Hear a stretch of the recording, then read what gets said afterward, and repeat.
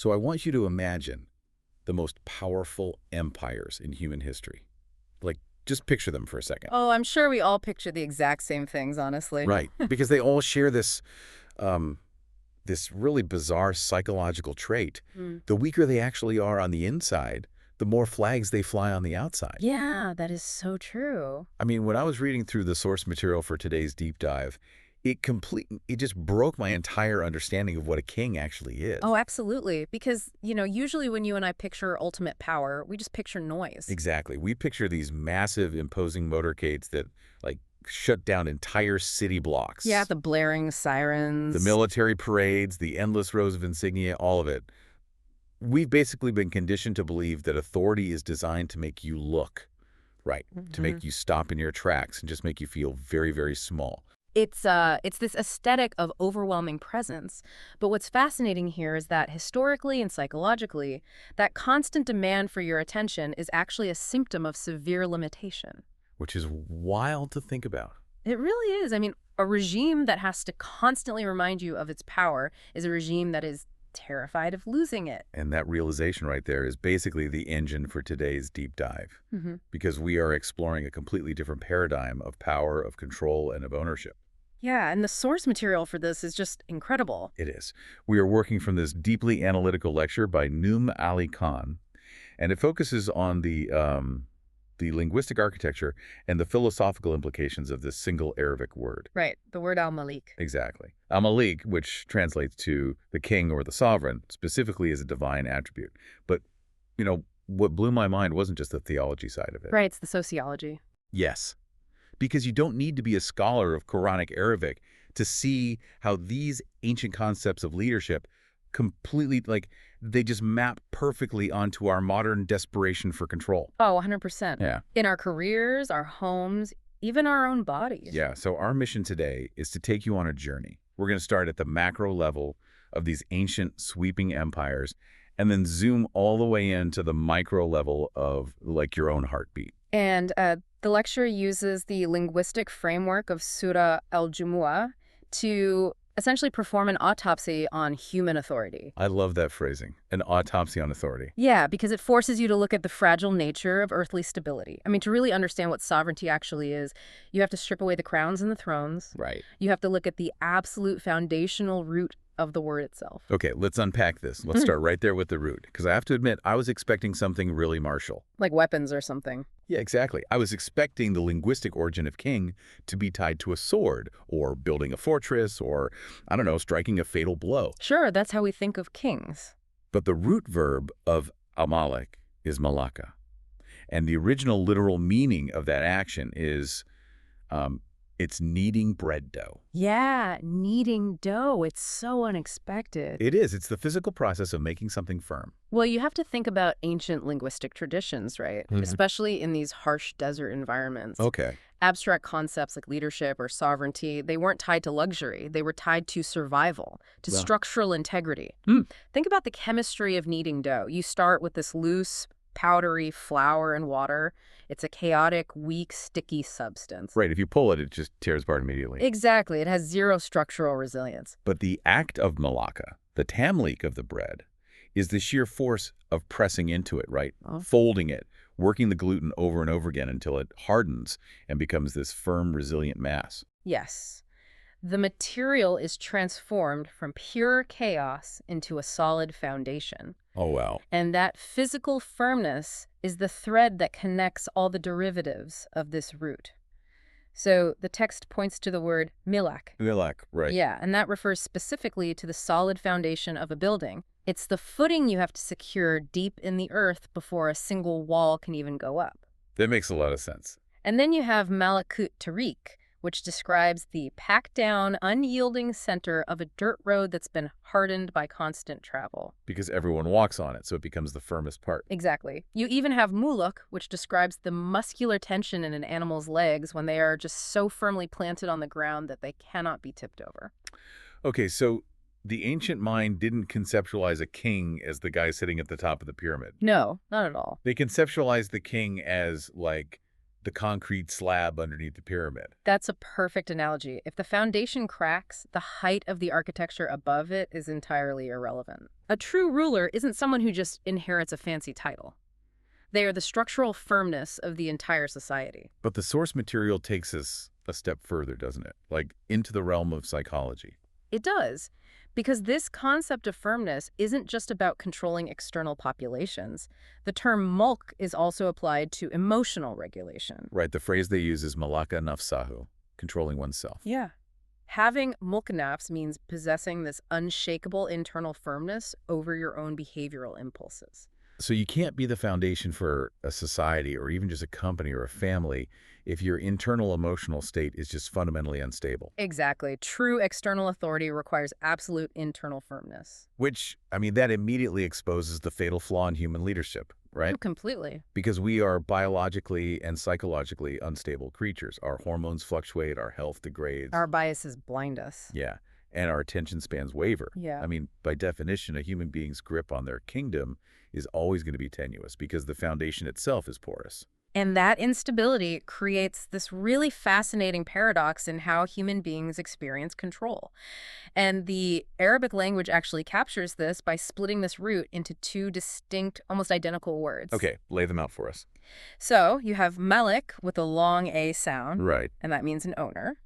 And then you have Malik with a short A sound, and that means a king. Right, and the lecture uses this incredibly relatable analogy to explain the gap between those two concepts. It's a great analogy. It really is. So I want you to look at the objects around you right now as you're listening to this.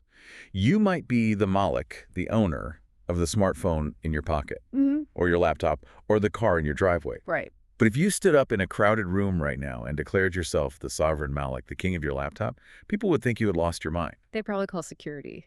Exactly. It sounds totally absurd. Well, it sounds absurd because the psychological weight of kingship requires an expansive domain. Right. It requires a vast, sweeping territory. Ownership is intimate, but sovereignty is macro. Yeah, and the source even jokes about how cheap the word king has become in modern advertising. Oh, right, the billboards. Yeah. You drive down the highway and you see a billboard for the king of mattresses or the king of discount tires. It's such a gimmick. It totally is. Yeah. And it completely erases the geopolitical gravity of what an actual kingdom is. But here is where the lecture shifts from just a language lesson into a real critique of human power structures. Yeah, this is where it gets heavy.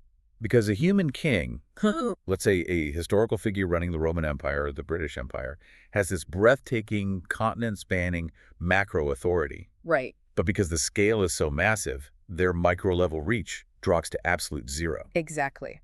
The king, sitting in a palace in London or Rome, has no idea what is happening on the ground in a little farming village thousands of miles away. Not at all. They cannot directly execute their own will. They are entirely dependent on layers and layers of bureaucracy. So they need regional governors, local magistrates, tax collectors, postal workers. Yeah, human sovereignty fundamentally lacks direct access. You know, I was thinking about this while I was reading the notes, and I kind of want to push back on it slightly. Okay, let's hear it. Because, okay, let's say I'm the CEO of a massive multinational corporation. I am essentially the king of that corporate empire. Yeah. Right? Sure. And if I find out the guy sorting mail in the basement is stealing, I can fire him instantly. So doesn't my ownership eventually translate to absolute micro-authority if I just choose to pull rank? Well, yes. You can fire him if you find out. Right. And that if is the critical bottleneck.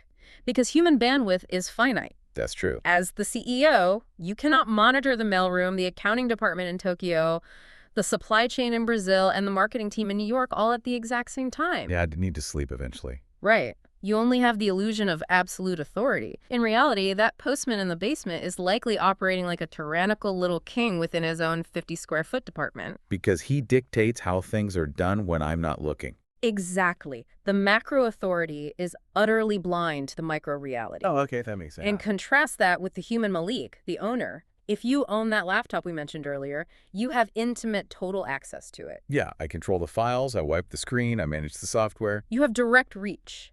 But your authority is minuscule. It stops the exact second you step away from the keyboard. Wow. So human beings can be owners with direct access but zero vast authority. Or they can be kings with vast authority, but zero direct access. But they can never simultaneously be both. Exactly. Which, I mean, that sets up the sheer scale of the divine title Melikul Mulk, right? The owner of the kingdom. If we connect this to the bigger picture, the lecture argues that this attribute of Allah merges those two mutually exclusive human concepts. It describes an entity that possesses the infinite, sprawling, macro-level authority of a sovereign ruler over the entire universe. But simultaneously retains the intimate, direct, laptop-level ownership of every single atom. Every single leaf falling from a tree. Yeah, and every single synapse firing in a brain. It's a staggering philosophical concept. It is, because it highlights the profound anxiety that plagues human leaders. I mean, whether you are an ancient emperor, a modern president, or that multinational CEO we talked about. You are operating under a crushing psychological deficit. You know, deep down, that the larger your territory grows, the more you have to rely on thousands of fallible, unstable, self-interested human beings to execute your vision. You are fundamentally disconnected from your own domain. Right. Okay, let's bring this down from the geopolitical level to the personal level, because the source material introduces a concept here that really forces you to evaluate your own life. Oh, yeah. This is the uncomfortable part. It really is. Yeah. Because we've established the human kings lack reach. But what do you and I actually control? I mean, we don't have empires, but we certainly operate as if we are the undisputed sovereigns of our own little lives. We cling to that narrative so hard. But the lecture deconstructs it by introducing a triad of power. Authority, ownership, and control. Right. And in our minds, we blend these three concepts into one homogeneous idea of, like, power. But the text argues that in the human experience, these three elements are almost completely fractured. Here's where it gets really interesting. Let's walk through how they fracture, because the examples the source gives are just painfully accurate. They really are. So, first, you have authority without ownership. The local city government has the authority to dictate the speed limit on your street. They can route traffic, they can demand property taxes. But they do not own your house. Exactly. Their authority is external to So ownership. then you have the inverse, which is ownership without authority. Oh, this one is infuriating. Right. You purchase a home, your name is on the deed, you hold the mortgage, you are the Malik. But try painting the exterior neon purple. Or try building a commercial auto shop in your backyard. Exactly. You will instantly run into the zoning board or the homeowners association. Right. So you possess the legal ownership, but your authority to actually alter the domain is heavily restricted by external rules. Well, yeah. And then there's the third scenario, which is arguably the most frustrating for the human ego. Definitely. You can possess both authority and ownership and still be completely devoid of control. The lecture uses the example of starting a business, right? Yes. You hold the deed, so you have ownership. You are the boss, so you have authority. But the minute you turn your back, your employees might cut corners. They might ignore protocols or just slack off. Right. You own the space, you make the rules, but you cannot physically control the human beings operating within it. Or another example the text mentions is owning a wild horse. Oh, that's a good one. Yeah. You can buy the horse, you have authority over its enclosure, but if it bucks and kicks every time you try to mount it, you possess zero control. Which leads to the most devastating analogy in the entire lecture. Oh, man, this is the one that got me. It's an analogy that completely strips away any residual arrogance we might be holding on to. Because if there's one piece of territory on this earth that you assume you possess total ownership, total authority, and total control over... It is your own physical body. Exactly. It's the ultimate unquestioned assumption of the human experience. It is my body, therefore I am the king of it. But are you? Right. The lecture demands that we interrogate that biologically. I mean, you have a very superficial layer of motor control. You can decide to raise your arm or walk across a room or speak a sentence.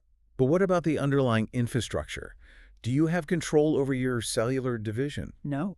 When your cholesterol levels silently rise in your bloodstream, can you simply issue a royal decree to lower them? I wish, but no, you can. When my eyesight starts degrading, I can't just command my retinas to repair themselves. No. I can't look at a pollen particle and order my immune system not to trigger an allergic reaction. And most terrifyingly for the human ego, you have absolutely zero authority over the aging process. Yeah, that's a tough pill to swallow. You cannot order your cells to stop experiencing senescence. I mean, your heart is currently beating because a cluster of cells called the sinoatrial node is firing electrical impulses. And I'm not consciously telling it to do that. Right. If it decides to stop firing in 5 seconds, your kingship over your body immediately ends. And there is nothing your conscious mind can do to veto that biological reality. It is intensely humbling. It really is. When you sit with the reality of that vulnerability, it shifts your entire worldview. Yeah, because we are walking around claiming absolute sovereignty over a biological machine that we did not design, that we barely understand, and that operates almost entirely on autonomous systems we have zero access to. We are merely tenants who have been granted temporary usage rights. Exactly. The human being is entirely devoid of true mulk. We are playing a fragile game of imitation. The only instance where authority, ownership, and control perfectly and simultaneously align is that divine attribute of El-Malik. Yes. For anything physical or human, that triad is structurally impossible to maintain. Okay, but this raises a huge question. If we logically know that our control is that fractured, like if we can't even stop our own hair from turning gray, why has human history been a literal bloodbath of people fighting over titles, land, and thrones? Oh, that's the core of the problem, isn't it? Yeah. Why do we care so deeply about acquiring these fragile kingdoms? Well, according to the source, it's because we suffer from a catastrophic psychological delusion. A delusion. Yes. We conflate power with human dignity. We fundamentally believe that if we can just acquire enough authority, if we can just expand our territory, we will naturally acquire honor and respect. Yeah. The lecture systematically dismantles that delusion, though. It points to a philosophical framework laid out in Surah Al-Imran. And the core thesis there is that the distribution of earthly power, so kingdoms, wealth, corporate titles, is completely decoupled from the distribution of human honor. Exactly.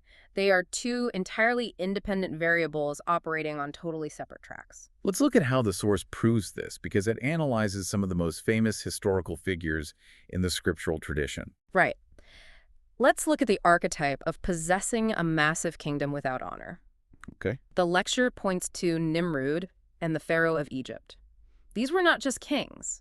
These were men who engineered societies to view them as literal gods. Right. Pharaoh literally points to the massive agricultural and architectural infrastructure of Egypt, right?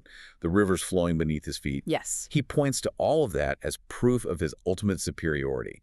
He controlled the food supply, the military, the entire geopolitical reality of the region. And Nimrud had such a suffocating grip on his empire that he debated Ibrahim by claiming he literally controlled the mechanics of life and death. So they had absolute, unchecked macro authority. Yes, they did. But in the long arc of history, and certainly within the spiritual framework the text is using, they are remembered with profound disgust. Right. They're the ultimate case studies in humiliation. All of the gold in Egypt couldn't purchase a single atom of true dignity for Pharaoh. His kingdom was vast, but his honor was not existent. Exactly. Then you examine the inverse variable, which is absolute honor without a kingdom. Right. And you look at the geopolitical realities of figures like Ibrahim and Musa. For decades, these men were stateless. They were refugees. Yeah, Musa is literally a fugitive fleeing across a desert, devoid of a military, devoid of a treasury. And he's challenging the most entrenched superpower on earth with nothing but a wooden staff. And Ibrahim was cast out of his society, possessing zero material leverage. Yet thousands of years later, they command the deepest reverence and honor from billions of human beings across the globe. Now, the text mentions that occasionally the two variables do intersect, but it's always framed as a specific divine test rather than a natural human achievement. Right, like Dawood and Suleiman. They are given massive empires alongside their honor. But then you look at the trajectory of Yusuf. His story is the ultimate proof that the variables move independently. Yusuf's narrative is a masterclass in this exact psychological decoupling. It really is. He is violently stripped of his autonomy, sold into servitude, falsely accused, and buried in a subterranean dungeon. He is reduced to the absolute lowest rung of societal power. He has zero kingdom. But throughout that entire process, his honor, his integrity, and his internal firmness that Mulku Nefs we talked about earlier, it never wavers. And eventually, the external reality catches up to the internal reality, and he is granted the kingdom. But the honor preceded the power. It wasn't generated by it. So what does this all mean for us? Because we don't have to look at ancient Egypt to see this dynamic playing out. No, you and I see this in the modern world every single day. We ruin our health-chasing promotions. Yeah. We leverage ourselves in debt to buy a bigger house. We obsess over our job titles because we secretly believe that a bigger kingdom will finally force people to respect us. Exactly. We view the corner office as an incubator for dignity. But how many CEOs of Fortune 500 companies are sitting in those massive corner offices completely miserable because they know their employees secretly despise them? Oh, I'm sure it's a lot. They hold the absolute authority over the corporate kingdom, but the second they leave the boardroom, they are mocked and disregarded. They are living in a state of highly compensated humiliation. That's a perfect way to describe it. Meanwhile, think about the janitor who comes in at midnight to empty the trash cans in that exact same corner office. Right? He might not own a single share of stock, he might make minimum wage. But he might carry himself with such profound integrity, kindness, and quiet dignity that his family and his community just absolutely revere him. He possesses zero kingdom, but absolute unshakable honor. It forces a pretty brutal self-reflection, honestly. It does.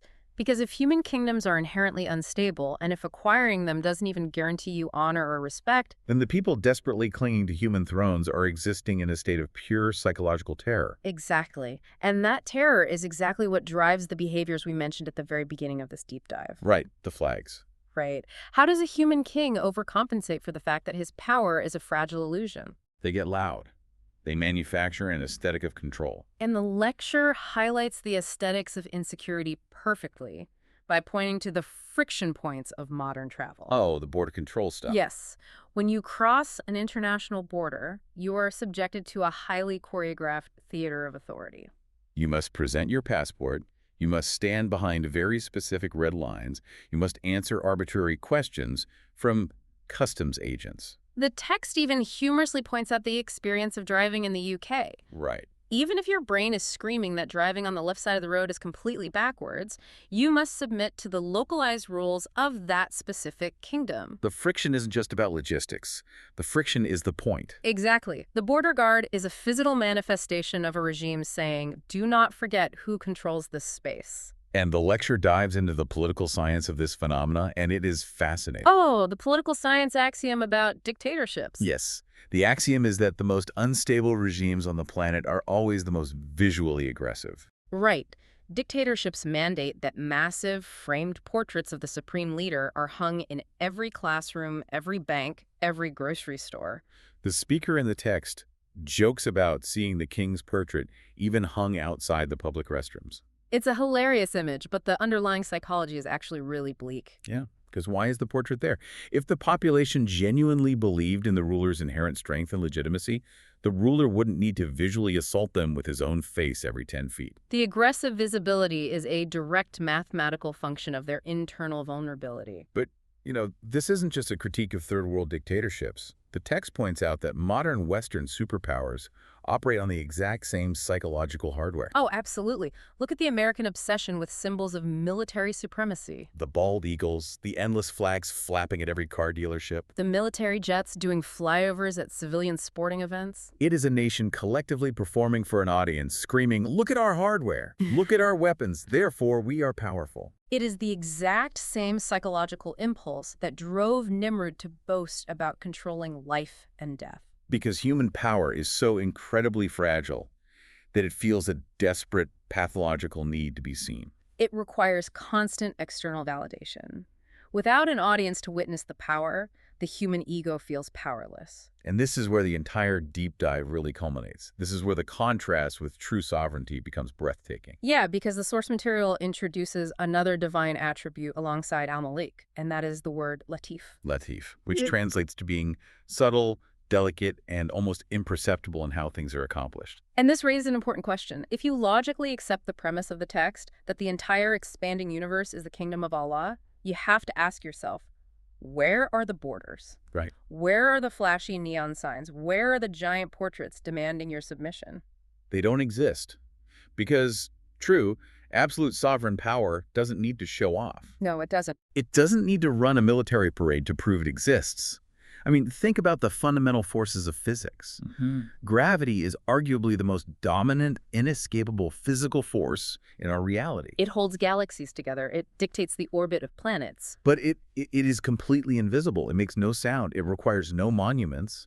It just is. You know, in political science, the ultimate metric of a stable government is actually invisibility. Oh, that's interesting. Yeah, the most functional societies are the ones where you don't even notice the infrastructure because the water simply turns on and the roads are simply paved. Right. The divine mulk is the ultimate manifestation of that seamless stability. The power of the sovereign is demonstrated precisely through its subtlety. The silence of the power is the proof of its absolute reality. Beautifully said. The steady rotation of the Earth, the exact calibration of the strong nuclear force holding your atoms together, the quiet, autonomous beating of the heart we discussed earlier. The ultimate Al-Malik proves his absolute authority, ownership, and control by not needing to scream for your attention to execute it. It's a complete inversion of how we are socialized to view success, isn't it? Totally. We are taught to be loud, to disrupt, to dominate a room. To build an empire and put our name on the side of a massive building. But the text argues that all of that noise is just the friction of an imperfect, unstable system trying to compensate for its own weakness. I have to say, this entire journey through the source material has completely rewired how I look at authority. Same here. It's incredibly profound. I mean, we started by looking at ancient Bedouins kneading bread dough, discovering that true power is about structural firmness and internal emotional stability, not shiny crowns. And we wrestled with the paradox of the laptop and the postman, realizing that human beings are trapped. We can either have intimate ownership with no reach, or vast authority with no intimate control. We confronted the terrifying biological reality that we don't even possess sovereign control over our own cells, our own aging, or our own hearts. We are merely tenants in these bodies. Right. We explored how the desperate pursuit of human kingdoms is a flawed attempt to purchase honor, even though historical giants like Pharaoh and Yusuf prove that power and dignity operate on entirely different frequencies. And we finally landed on the profound realization that human power is loud because it is weak, while ultimate divine power is completely invisible because it is absolute. Which brings us to the final thought I want to leave you with today. Okay, let's hear it. I want you to look closely at your own life. Identify the areas where you are gripping the steering wheel the tightest.